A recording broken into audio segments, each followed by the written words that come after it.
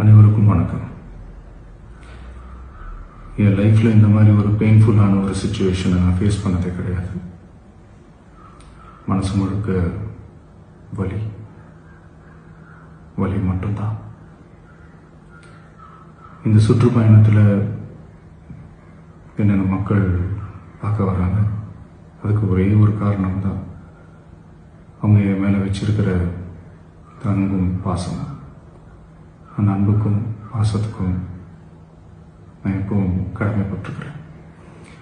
அதனால தான் இந்த சுற்றுப்பயணத்தில் மற்ற எல்லா விஷயங்களையும் தாண்டி மக்களுடைய சேஃப்டி, அதில் எந்த காம்ப்ரமைஸும் பண்ணிடக்கூடாதுன்றதுக்காக தான் அது என் மனசில் ரொம்ப ஆழமாக இருக்கும் அந்த எண்ணம்.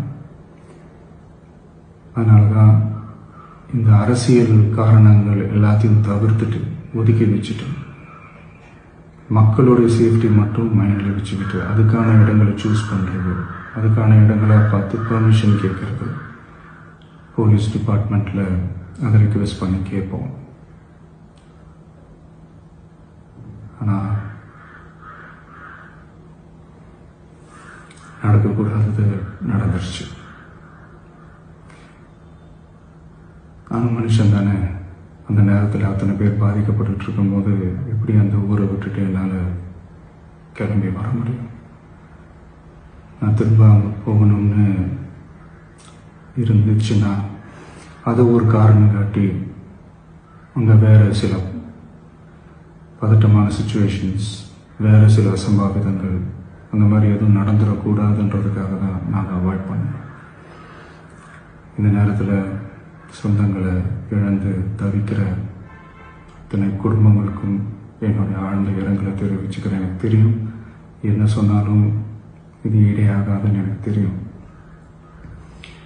ஹாஸ்பிட்டலில் ட்ரீட் பண்ணிகிட்ருக்கிற எல்லாருமே சீக்கிரமாக க்யூர் ஆகி வரணுன்றதை இந்த நேரத்தில் நான் வேண்டிக்கிறேன். கூடிய சீக்கிரமே உங்கள் எல்லாரையும் நான் சந்திக்கிறேன். இந்த நேரத்தில் எங்களுடைய வலிகளை, எங்களுடைய நிலைமையை புரிஞ்சுக்கிட்டு எங்களுக்காக பேசின அரசியல் கட்சிகளை சார்ந்த நண்பர்கள், தலைவர்கள் அனைவருக்கும் என்னுடைய நன்றியை தெரிவிச்சுக்கிறேன். கிட்டத்தட்ட ஒரு 5 மாவட்டத்துக்கு பிரச்சாரத்துக்கு போனோம். இந்த மாதிரி எதுவுமே நடக்கல. ஆனால் கரூரில் மட்டும் ஏன் எப்படி நடக்குது, எப்படி நடக்குது? மக்களுக்கு எல்லா உண்மையும் தெரியும். மக்கள் எல்லாத்தையும் பார்த்துக்கிட்டு இருக்கிறாங்க. கரூரை சேர்ந்த அந்த மக்கள் அந்த உண்மையெல்லாம் வெளியில் சொல்லும்போது எனக்கு கடவுளே நேரில் வந்து இறங்கி அந்த உண்மைகள்லாம் சொல்கிற மாதிரி எனக்கு தோணுச்சு. சீக்கிரமே எல்லா உண்மைகளும் வெளியில் வரும்.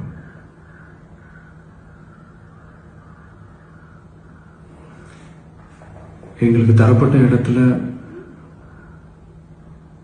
நாங்கள் போய் அந்த ஸ்பாட்டில் நின்று நாங்கள் பேசிட்டு வந்தோம். அதை தாண்டி எந்த தவறும் எங்கள் சைடில் நாங்கள் எதுவும் செய்யலை. பட் இருந்தாலும் எங்கள் கட்சியை சேர்ந்த நிர்வாகிகள், தோழர்கள் மேலே எஃப்ஐஆர், அது மட்டும் இல்லை சோஷியல் மீடியாவை சேர்ந்த நண்பர்கள், தோழர்கள் அவங்க மேலே எஃப்ஐஆர்லாம் போட்டு இப்போ பிடிச்சிட்டு இருக்கிறாங்க.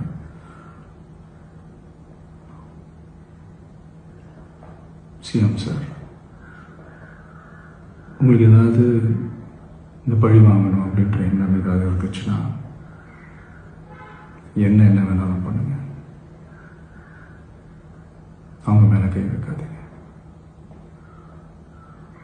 நான் ஒன்று வீட்டில் இருப்பேன், இல்லை நான் ஆஃபீஸில் இருப்பேன். என்ன வேணாலும் செய்யுங்க. நண்பர்களே, தோழர்களே, நம்மளோட அரசியல் பயணம் இன்னும் ஸ்ட்ராங்காக, இன்னும் தைரியத்தோட கண்டினியூ ஆகும்.